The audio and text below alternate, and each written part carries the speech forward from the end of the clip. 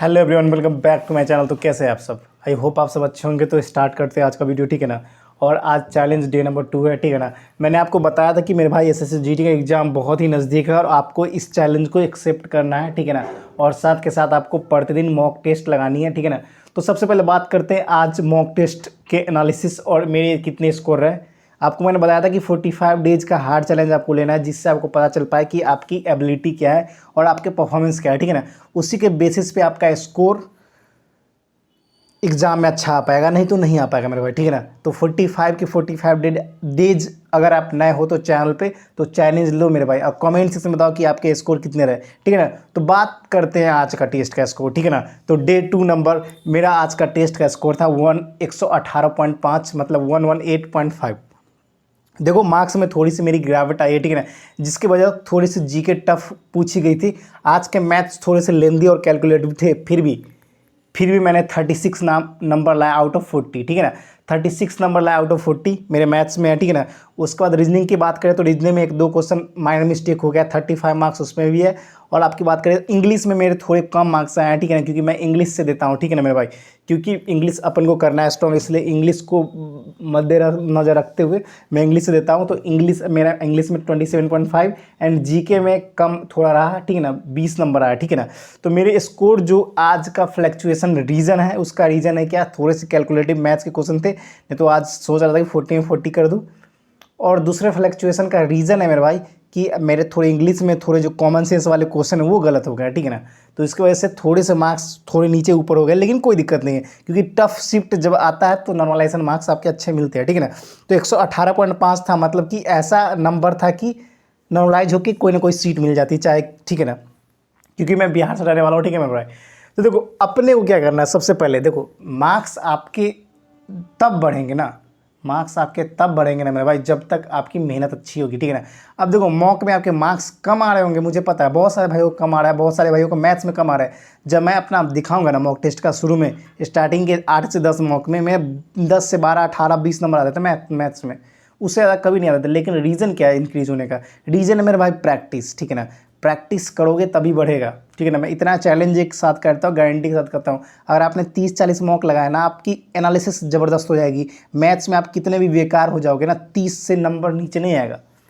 Reason क्या है? Practice, ठीक है ना। क्योंकि उतने क्वेश्चन का प्रैक्टिस, और उस क्वेश्चन को रटना नहीं है, उस क्वेश्चन को समझना है, उसके कॉन्सेप्ट को समझना है, और क्वेश्चन कहाँ पे फंस रहे हो, कैलकुलेशन में फंस रहे हो, वो सारी चीज़ों को समझना है। समझ गए ना मेरे भाई? अगर नहीं समझोगे तो फिर गड़बड़ हो जाएगा। समझना मोस्ट इंपॉर्टेंट है मेरे भाई। और एग्जामिनेशन में आपको करना है कि सबसे इंपॉर्टेंट बात ये है कि देखो बहुत सारे क्वेश्चन आपको आते भी होंगे मैथ्स के, लेकिन रीज़न क्या है, कोई कैलकुलेटिव पूछता है। मान लो आपको कंपाउंड सिंपल का अगर सिंपल आपका SICR डिफरेंस वाला पूछ दिया, या सिंपल सा पूछ दिया कि भाई बता दो कितना ईयर का है, कितना साल का है, तो देखो वो क्वेश्चन ईजी होते तो वो खट से कर लोगे। लेकिन कभी कभी कैलकुलेटिव आता है, तो सबसे पहले उस क्वेश्चन पे जंप करना जो क्वेश्चन आप इजीली जल्दी कर सकते हो। रीज़न आप लोग का कि टाइम आप लोग कंज्यूम ज़्यादा कर लेते हो उस क्वेश्चन में कि यार आता था कैसा नहीं हुआ, ईगो पे ले लिए। ऐसा नहीं करना है, ऐसा करोगे स्कोर फिर डाउन होगा। और आपको भाई सिलेक्शन लेना है, ईगो की बात नहीं है। कोई भी चीज़ अपने आप में 100% नहीं होता, याद रखना। मैथ्स कितना ही पढ़ लो, पूरे 100 के 100% नहीं। अगर एग्जामिनेशन आपको फंसाना चाहेगा तो कैसे भी करके फंसा लेगा और आपकी टाइम बर्बाद कर देगा। इसलिए टफ क्वेश्चन को छांटना सीखो, ठीक है ना। 1-2 क्वेश्चन कैलकुलेटिव आएंगे ये मानता हूँ, लेकिन बाकी क्वेश्चन तो कम से कम 15-16 क्वेश्चन तो आसानी से कर सकते हो ना, ठीक है ना। बेसिक कॉन्सेप्ट भी आपके अच्छे होंगे तो बेसिक से भी चलोगे। कैलकुलेशन नहीं है अच्छा, फिर भी आप कर सकते हो। समझ गए? तो ये मॉक टेस्ट आप सिलसिला जारी रखना मेरे दोस्त, ठीक है ना, क्योंकि यही आपको जीत दिलाएगा। याद रखना स्कोर यहाँ पे कितना भी आए, 110 आए, जिस भाइयों का ना 100+ आ रहा है ना, 100, मतलब जो टेक्स्ट बुक में जब टेस्ट दोगे तो वहाँ पर 106 OBC का दिखाता है और सब अलग अलग दिखाता है, लेकिन ठीक है ना। तो देखो अब अपन का सिस्टम क्या है भाई, अगर आपके 110 से ऊपर आ रहा है ना, समझ लेना एग्जाम में फोड़ने वाले हो आप। रीज़न क्या है? क्योंकि यहाँ पे 110 क्योंकि आपके कॉमन सेंस डेवलप कर गई है, कुछ माइनर मिस्टेक करते तो उस पर भी डेवलपमेंट हो गई है।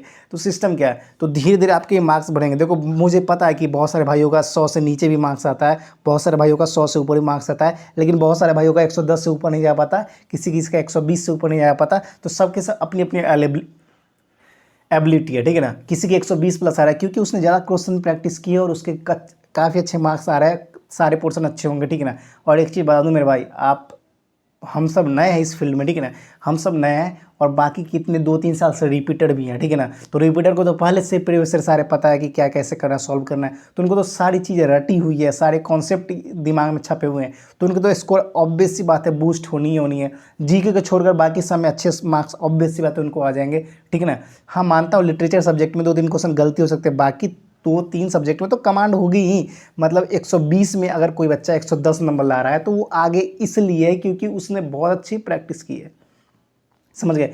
रिपीटर सबका ये हाल होता है, ठीक है ना। और बहुत सारे भाइयों जो न्यू होते हैं उनको स्कोर नहीं बढ़ते तो बोलता है कि भाई उसके इतने मार्क्स आ रहे हैं मेरे क्यों नहीं आ रहे। एक चीज़ हमेशा बता दो मेरे भाई, मॉक टेस्ट से कुछ भी ना होता। यहाँ पे कितने भी स्कोर कर लो, एग्जामिनेशन में अच्छा नहीं कर पाए ना तो कुछ ना होने वाला। याद रखना, बहुत सारे भाई मॉक टेस्ट में अच्छे मार्क्स लाते हैं लेकिन एग्जामिनेशन के फियर को सेटल्ड नहीं कर पाते, अपने माइंड में वो एक प्रेशर बना लेते हैं। बहुत अच्छे बच्चों को देखा है जो ऐसे बहुत स्कोर अच्छे कर देंगे, ऐसे बहुत सारे अच्छे क्वेश्चन सॉल्व कर देंगे, लेकिन एग्जामिनेशन में उनकी फट जाती है, ठीक है। तो वैसे आपको नहीं बनना है, समझ गए। भले यहाँ पे कमाए, उसको अंडरस्टैंडिंग डेवलप करनी कैसे वो क्वेश्चन सॉल्व हो रहा है, फिर अटैम्प्ट करो। सबसे अच्छा बताओ, सबसे अच्छी बात है देखो, आप सब प्रैक्टिस से मत करते रहो यार, ठीक है ना। प्रैक्टिस नहीं करोगे ना भाई, कोई किसी को नहीं जिता सकता, आप खुद भी नहीं जीत सकते, ठीक है। प्रैक्टिस बहुत ही अच्छी लेवल की करो, बहुत ही अच्छी लेवल की। लेवल करने का था कि भाई ऐसे करो ना कि क्वेश्चन के कैलकुलेशन भी आपकी ज़बरदस्त होनी चाहिए, ठीक है ना। मतलब लगा दो लंका सीधा, समझ गए। और एक चीज़ बता दो मेरे भाई, ठीक है ना, मॉक टेस्ट के मार्क्सों से घबराना मत, ठीक है ना। फ्लैक्चुएसन आती रहती है लेकिन इतनी ज़्यादा भी फ्लैक्चुएसन नहीं कि मान लो कि आज आ गया 120, कल आपके 90 नंबर आ गए, तो ये गलत चीज़ है, ठीक है ना। आपको देखो 120 आए, 108, 110, 120, 130 आए, 127, 125, 120, 118 ऐसे आ सकते हैं क्योंकि फ्लैक्चुएसन, क्योंकि कभी कभी किसी शिफ्ट में जीके ईजी पूछी जाती है तो जीके के मार्क्स बढ़ेंगे तो भाई ऑब्वियस सी बात है मार्क्स बुक्स बूस्ट हो जाएंगे। लेकिन आपको 3 सब्जेक्ट पे कम से कम तीनों सब्जेक्ट में 110 प्लस नंबर आने चाहिए। ये 3 सब्जेक्ट है ना, बूस्ट बना लो भाई। बहुत सारे भाइयों का सीटिंग अरेंजमेंट नहीं बनता है, ब्लड रिलेशन नहीं बनता, ये सब सीखना है भाई। ये एग्जाम में आ गए ना तो आपके 4-4 क्वेश्चन सीधा सीधा अपलोड होते हैं, इससे 2 तो सीटिंग अरेंजमेंट के होते हैं, नहीं सीखे हो ना मेरे भाई तो आप कंपटीशन से बाहर हो। याद रखना, रीजनिंग ऐसा सब्जेक्ट है जिसमें 100 के 100% स्कोर किया जा सकता है। एक आध क्वेश्चन माइनर मिस्टेक हो सकता है लेकिन 40 में 40 लाने वाले बच्चों की भी कमी नहीं है, समझ गए। और इस पेपर को एक चीज़ बता दूँ भाई, ये एसएससी जीडी का कोई पेपर टफ नहीं होता। इसकी क्वेश्चन की कैलकुलेशन हार्ड हो सकती है, लैंग्वेज मैथ्स के थोड़े हार्ड हो सकते हैं, बाकी उतनी भी टफ नहीं जितना आप सोचते हो।